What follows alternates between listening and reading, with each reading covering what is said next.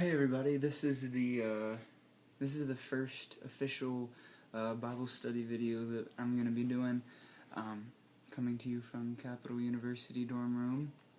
Looks like I'm in prison, but I'm actually at college.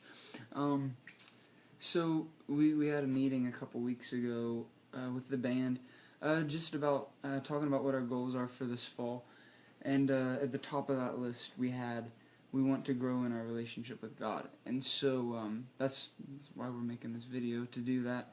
One of the tools that we're going to use is these Bible studies.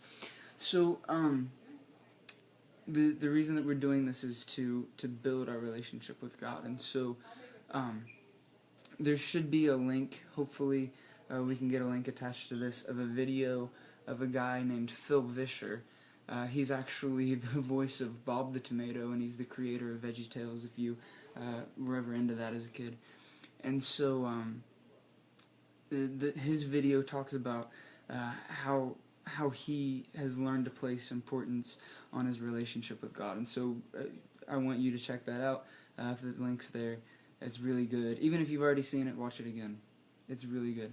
But one of the things that he says in this video is that he says, until we are ready to do nothing for God and just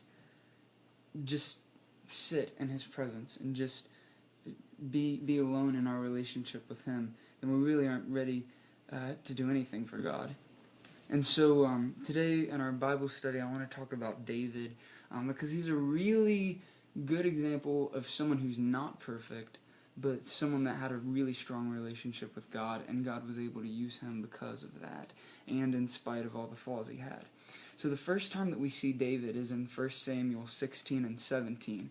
And so if you don't already have a regular Bible study that you're doing, I want to encourage you to look at those, because I'm not going to sit here and read all of that.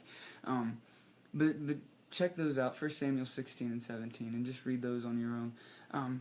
But the first time that we see David, Samuel is this prophet, and God tells him to anoint a new king over Israel.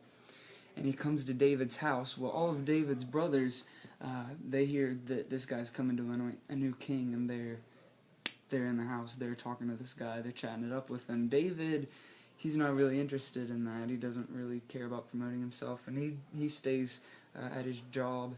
He's out in the fields watching sheep. And so Samuel looks at all of David's brothers, and God says, this isn't the one. And so he says, do you have any other sons, to David's dad? And he's like, yeah, there's one more out in the field. I guess we can bring him in. And then eventually David is anointed as the king. And so chapter 17 is where we read the famous David and Goliath story. And this is where there's a giant from a foreign country that's laying waste to Israel's army and threatening them, and basically just rubbing Israel's nose in the fact that they can't beat him. And David hears about this, and he says, I've got to go fight this guy. I got to go. He can't talk about Israel like that. He can't talk about God like that. And Saul, the king at the time, says, you're crazy. And David says, look, I've been taking care of my dad's sheep and his goats. He says, when one of them gets attacked by a lion or a bear, I go after it with a club. He says, and if I can get my hands on it, I grab it by the jaw and I club it to death, and then I get the lamb. And he says, the same God that helped me defeat the lions and the bears that were stealing the sheep is the same God that will go with me in battle against this giant. And so how will he be any different? So David comes to the giant, and he says, you come at me with swords and spears and javelins, but I come to you in the name of the Lord of heaven's armies. And he eventually says, once I kill you and cut your head off, that he says the whole world will know that there is a God in Israel. So there was an Under Armour commercial a while back, and it was something I don't know, I've only seen it like once or twice because I don't have TV.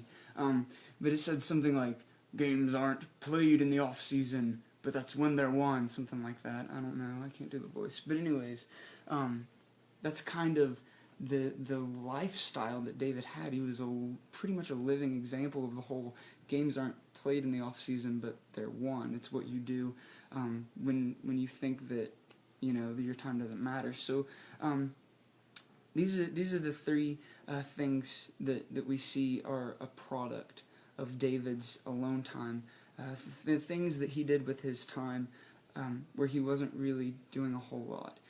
So the first thing is that David, he did a seemingly insignificant and boring job with passion and humility. When Samuel came, he wasn't interested in leaving his job to just go talk to this guy. He wanted to stay out and work with the sheep. And so if you want to look at Colossians 3:17, that should be somewhere in the description for this. It says, "Do everything as if you're doing it unto God." And so the second thing that we see about David is that he used his off time and his alone time to kind of hone his skills. And he may not have even realized that he was going to need them, but when he was sitting out in the field and slinging stones at trees, that was helping him to grow in what God was having for him to do. And the third thing is really important about the way that David used his off time was that he grew in his relationship with God. And so the three things that we see from that is that he knew God would protect him. He went into this battle. He was moved to action when he found out that somebody was defying God or wreaking havoc on Israel, and he didn't just complain about it. He actually did something about it. And the third thing is he was ready to give God glory at the end when he won. And so those are the three things there are three of the things that we need to really focus on as we grow in our relationship with God. We need to know know that God is for us, and be moved to action to do what He's calling us to do, and to finally give Him all the glory whenever it's done.